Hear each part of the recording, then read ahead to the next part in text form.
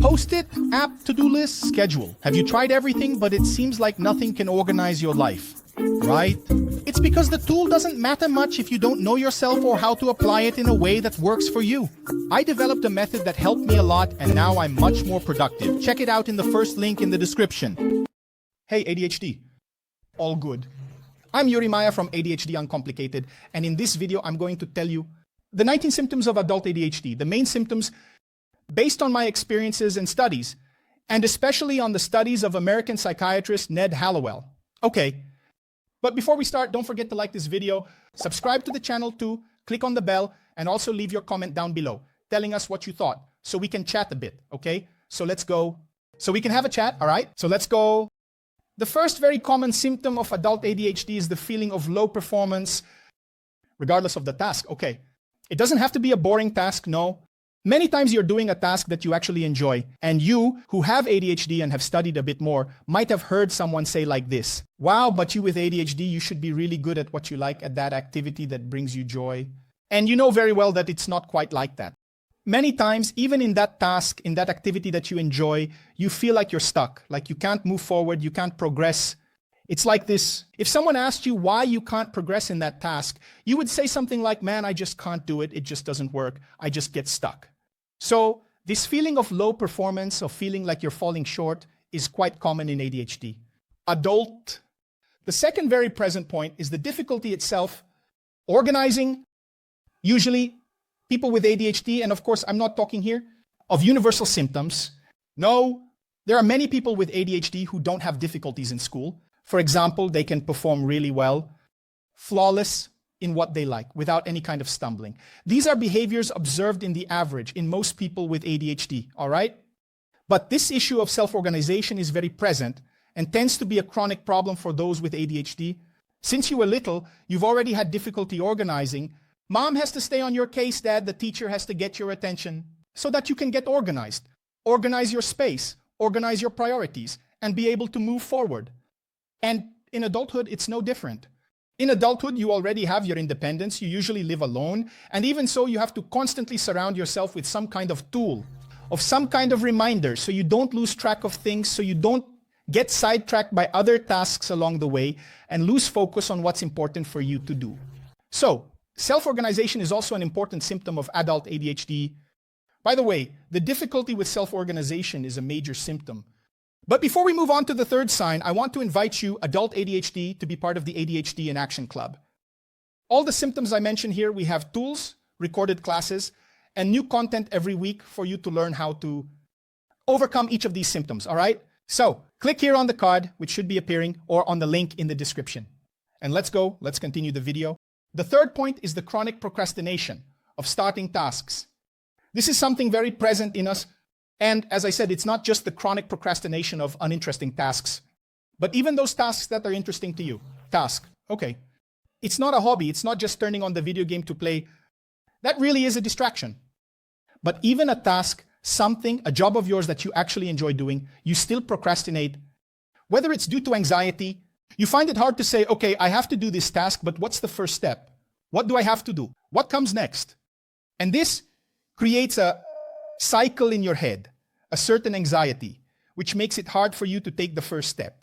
So this chronic procrastination of always putting things off, no, 2 o'clock, I'll start studying, no, 4 o'clock, I'll start studying. Then it's 8 o'clock at night and you still haven't opened the book. So if you, in fact, identified with this, leave a comment here talking about this item 3. All right. The fourth sign is the many projects you start simultaneously in your life. And this comes along with the difficulty you have in completing these projects. And this happens on both a micro and macro level, let's put it that way. Micro would be in your day-to-day life, meaning you even get organized, you made your schedule the day before, but throughout the day you start adding new tasks that weren't the priority at that moment, and that disrupts the flow of your day. Or even on a macro level, meaning you take on more than one job, you pick up more than one hobby, you start several YouTube channels, for example.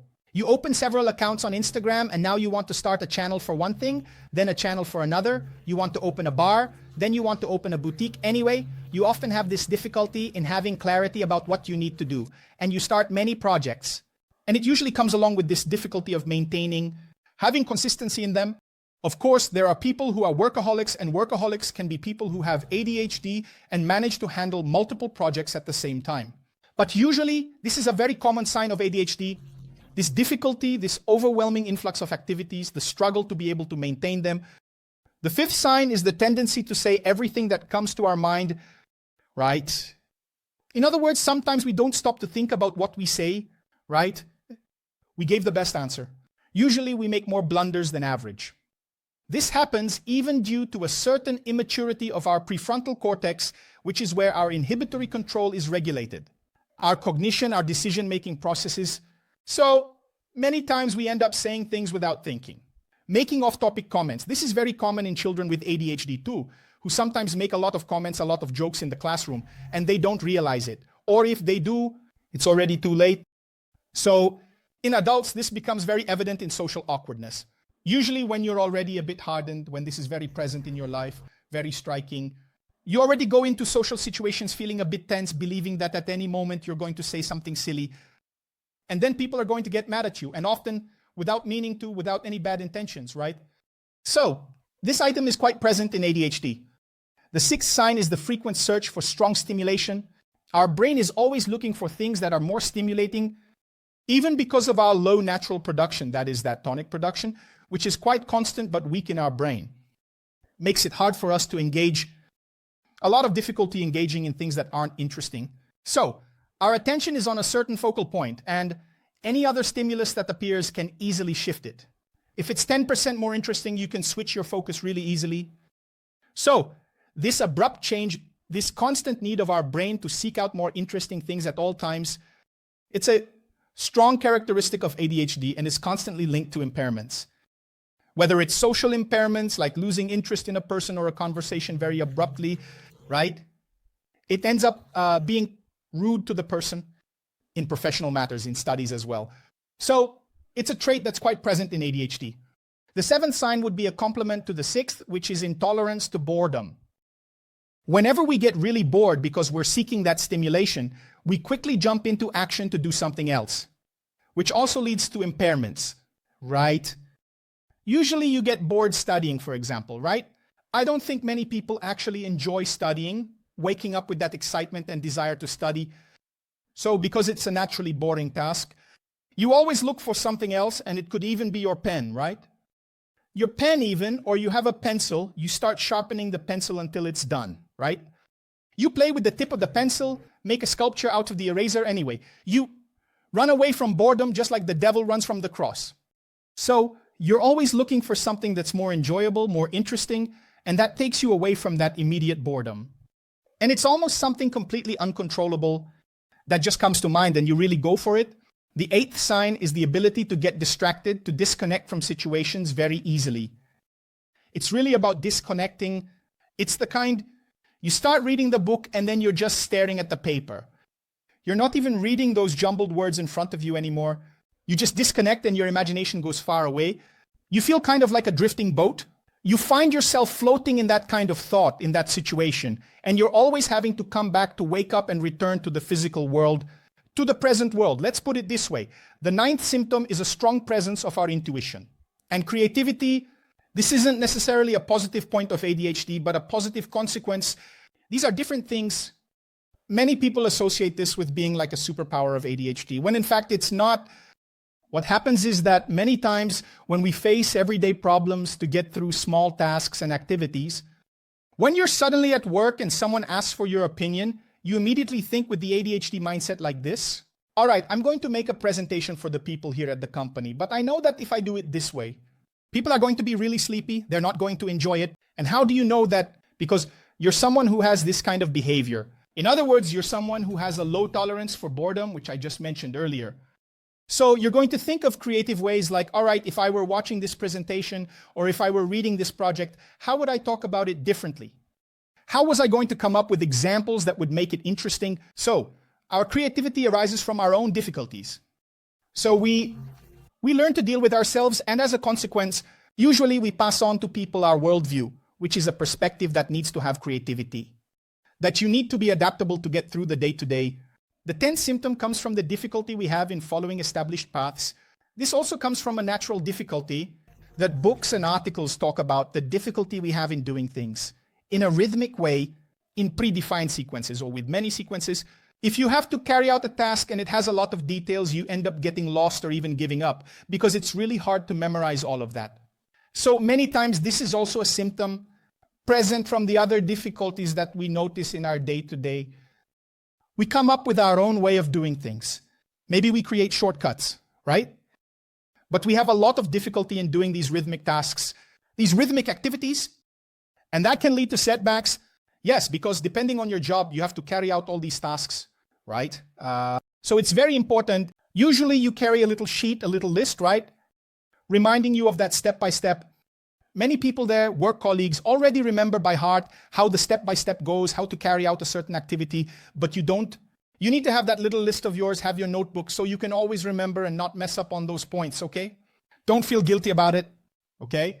Many times people are embarrassed to open their notebook of notes, but it's better to open your notebook and use it as a guide to manage to do a job at least decently, with fewer mistakes than just relying on your memory and thinking that's enough. No, it's not. Use the tools you have at your disposal. The 11th symptom would be the impatience of ADHD. I really have fire. I have a hard time even just staying still in one place. If I'm talking to someone I don't know standing on a sidewalk, I can't just stand still. I keep moving back and forth. I walk around the person because I can't handle it. Since childhood, I've been this way. Now I'm more polished, but if I stay still, impatience arises. I must keep moving, fidgeting with my fingers. That impatience comes, that fire that just doesn't go away. I have to keep moving my leg. I have to keep fidgeting with my fingers, doing something along those lines. But of course, this doesn't just come from motor impatience, but from impatience with the situations themselves. So, when you're faced with a repetitive situation that you've already been through, you don't even want to experience it again.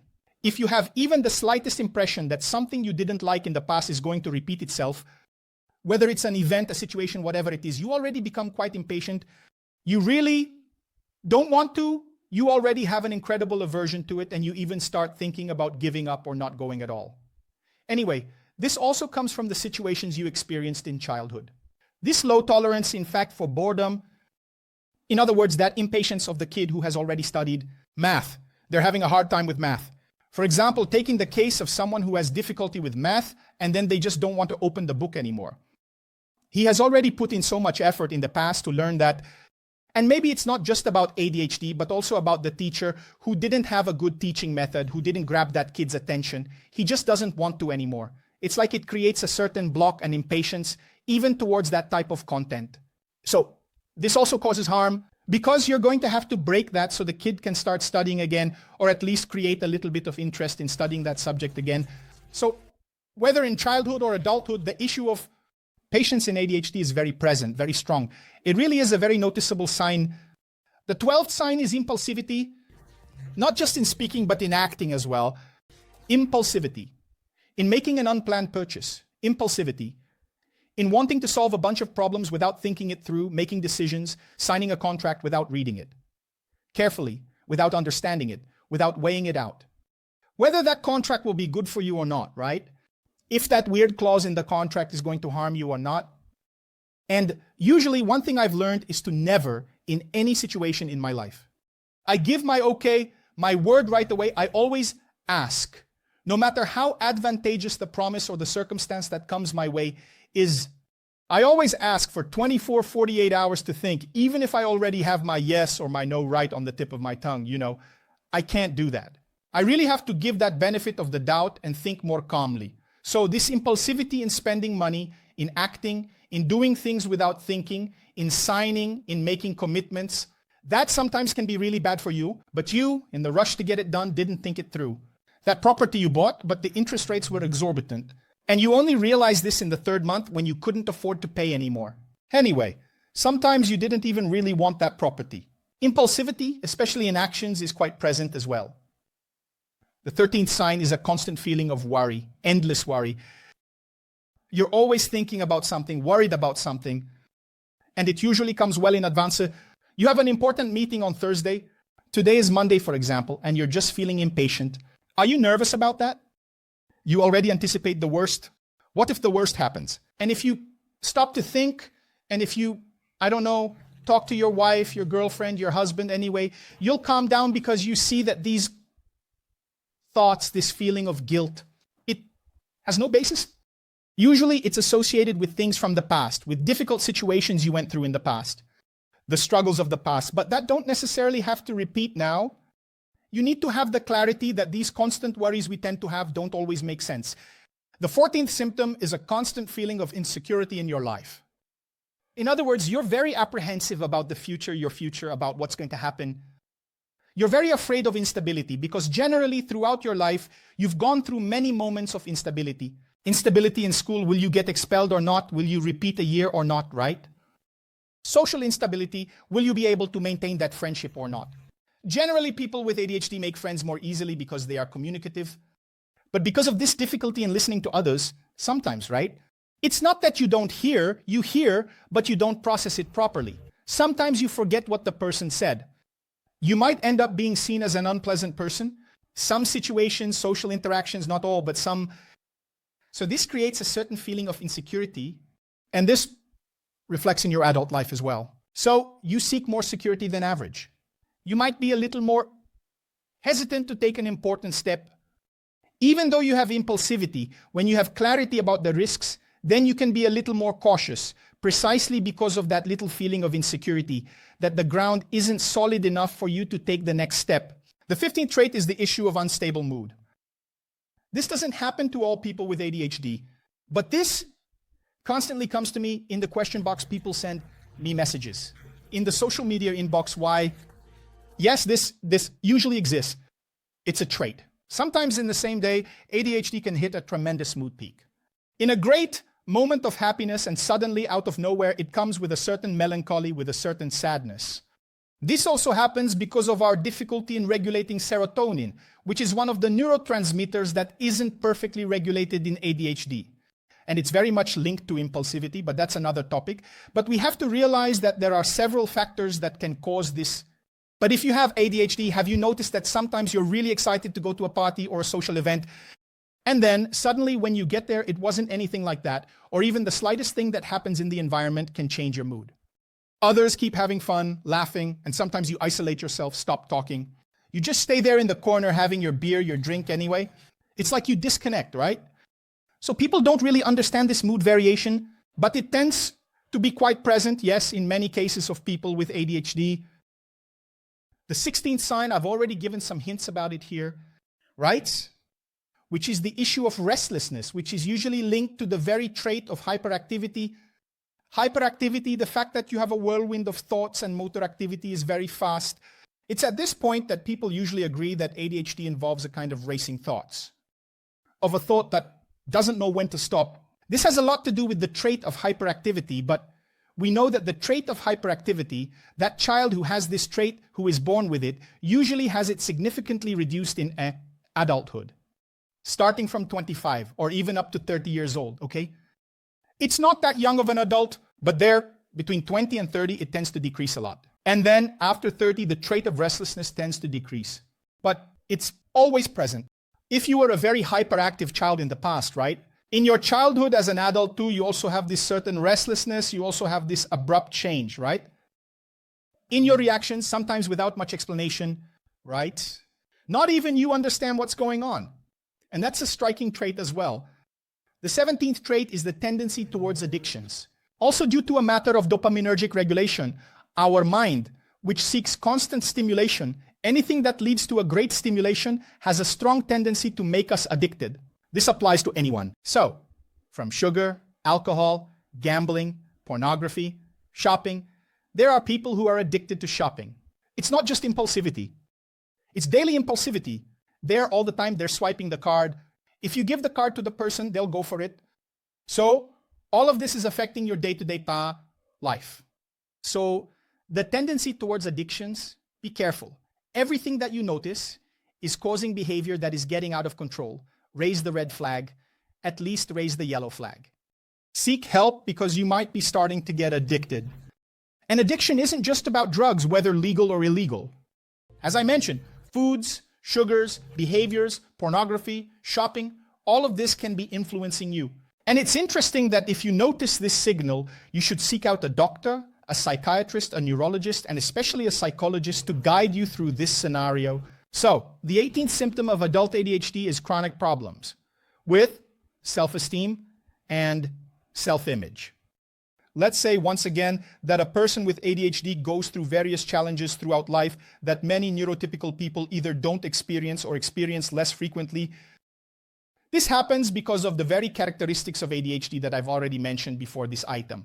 But if you haven't been well supported in this, if you're not a child who was well guided by your parents, being told that there's nothing wrong with her, that everyone has their own struggles, a child who goes to the psychologist, whenever you understand the issue of your self-esteem, understands that despite the difficulties, she is a completely capable person. So, if this hasn't been well addressed, it can lead to low self-esteem in childhood, and it can carry over into adulthood as well. And it can lead to problems even like abusive relationships, right?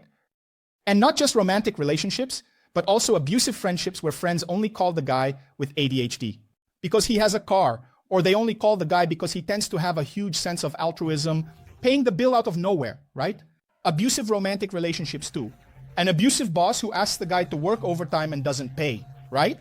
So the self-esteem of someone with ADHD does have an issue that needs to be addressed in the vast majority of cases. And if you're experiencing this, seek help.